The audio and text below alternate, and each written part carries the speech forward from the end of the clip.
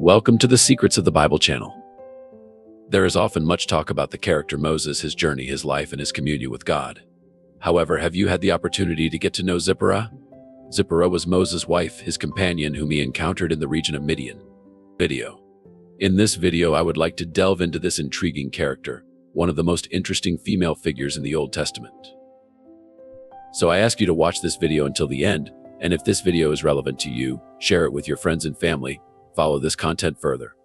The origin of ZIPPORAH, the wife of the liberator Moses. There is a saying that goes, "Behind every great man, there is a great woman, and it's not without reason."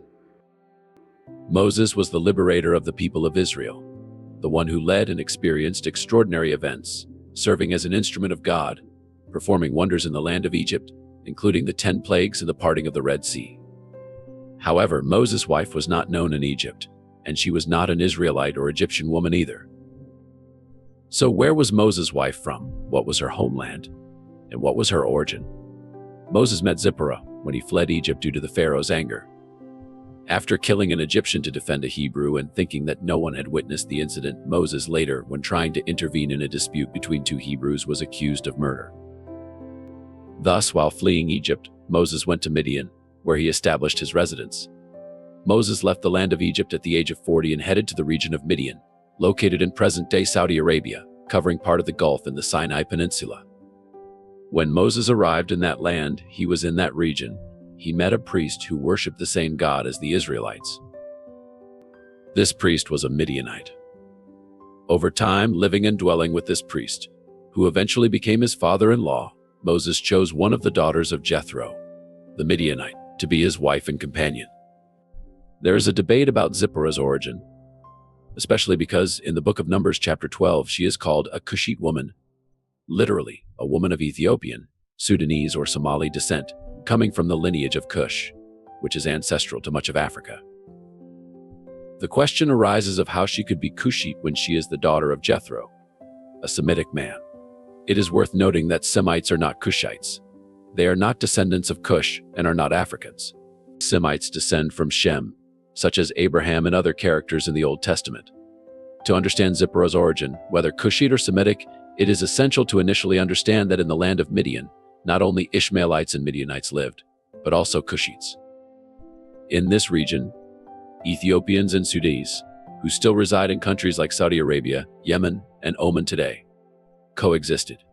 It is crucial to emphasize that, although Jethro was Semitic, his wife did not share that origin, being Cushite and hailing from Ethiopia. ZIPPORAH, the daughter of a Semitic father and a Cushite mother, genetically inherited characteristics from her mother, manifesting as a black woman. Thus, ZIPPORAH, one of Jethro's 7 daughters, was born with the appearance of a Cushite woman. In addition to the daughters, Jethro also had a son named Hobab. As for the name ZIPPORAH, it has various meanings, originating from the Aramaic dialect, which unfolded to the descendants of Midian, stemming from Abraham and Keturah. The name ZIPPORAH encompasses meanings such as bird or female bird, goat, beautiful, and morning. These meanings have been identified in various Semitic languages. Undoubtedly, ZIPPORAH is an ancient name that traces back to the ancestral Midianite language. As Moses' wife, ZIPPORAH gave birth to 2 sons, Gershom and Eleazar. Regarding the birth of Gershom, the biblical text in Exodus chapter 2, verses 21 and 22, "And Moses consented to dwell with that man, and he gave unto Moses his daughter ZIPPORAH, who bare him a son, and he called his name Gershom. For she said, I have been a stranger in a strange land." As for Eleazar, whose name means God is help, the Bible states that Moses gave him this name in reference to the fact that God had helped and delivered him from the Pharaoh's sword.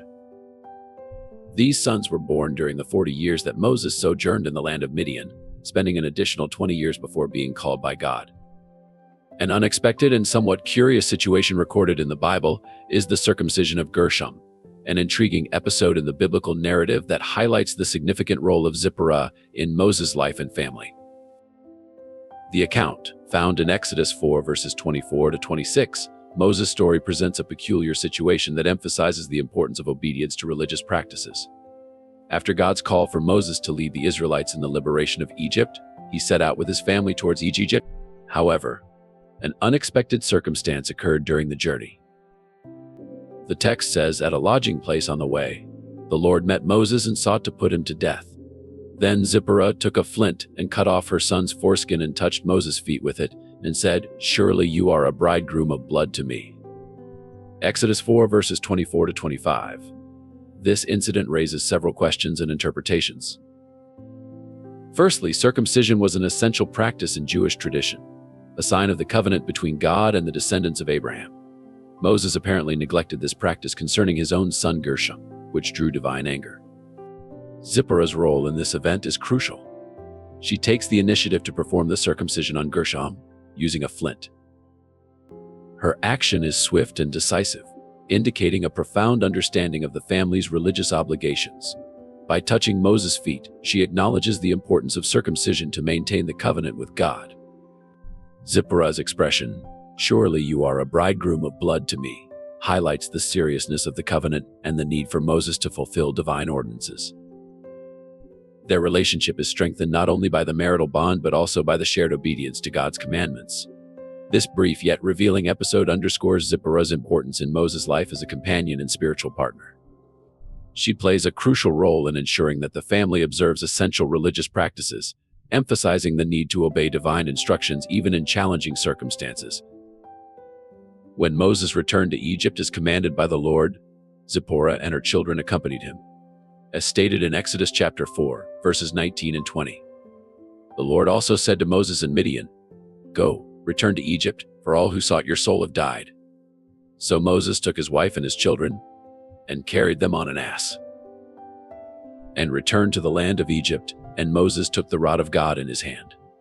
A less discussed curiosity found in the book of Numbers, chapter 12, reveals an episode of prejudice faced by Zipporah, orchestrated by Miriam, a figure mentioned in the Old Testament. Miriam, along with Aaron, questioned the ethnic origin of Moses' wife, expressing doubts about his marriage to a woman from Ethiopia. This action resulted in divine anger, and God punished Miriam with leprosy. Moses interceded on her behalf, and God instructed that she stay outside the camp for 7 days, at the end of which she would be healed. The anticipation of the Israelites culminated in Miriam's departure, renewed and free from leprosy. The biblical narrative about Zipporah, although marked by significant moments, eventually leaves her out of focus as Moses' story progresses. The absence of specific details about her departure or subsequent fate creates an intriguing gap in the narrative. Throughout the initial accounts, Zipporah is presented as Moses' wife, a faithful companion during the journey through the desert, and the mother of Gershom and Eleazar. However, as the story unfolds, her name gradually disappears from the pages of the Bible, with no explicit information about her death or subsequent events. This gap in the narrative gives rise to various speculations and interpretations. Some scholars suggest that Zipporah's absence in the continuation of the story may be due to her Midianite background, origin, and the possibility that her presence could create cultural tensions during Moses' leadership among the Israelites. Others argue that the omission of details about Zipporah's later life may simply be a choice due to the patriarchal nature of the Bible, which focuses on male figures, concentrating on Moses and the journey of the Israelites. Regardless of the reasons for her exit from the narrative, Zipporah's presence during crucial events, such as Gershom's circumcision, highlights her vital role in history. Despite this absence, Zipporah's influence persists through the actions she played a part in, contributing to a broader understanding of family and religious dynamics during the crucial events narrated in the book of Exodus.